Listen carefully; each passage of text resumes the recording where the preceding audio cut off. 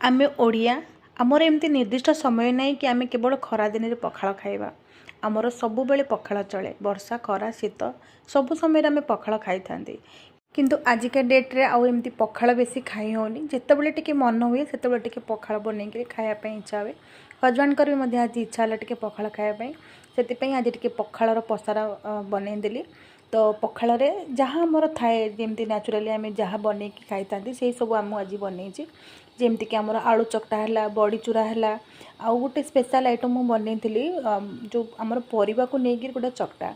एटा आपण माने खाइछंती कि नै मु जानिनी, किंतु बहुत ही टेस्ट लागे। निहाती गोटे थर ट्राई करिवे। मु नेइथिली किछि टमाटो आउ किछि भेंडी आउ किछि बाइगण आउ सेतरे किछि कंचा लंका आउ रसुण को टिके तेल रे लूण हळदी दे भाजी देइथिली। ताकू आमे चकडी नबा, बहुत बढ़िया लागे। तापर दही पखाल हबो, पुनी मिचर रहिबोनी। मिचर टिके नेइथिली आउ टिके आंबुल चटनी, बहुत ही स्पेशल थिला आजिर पखालटी।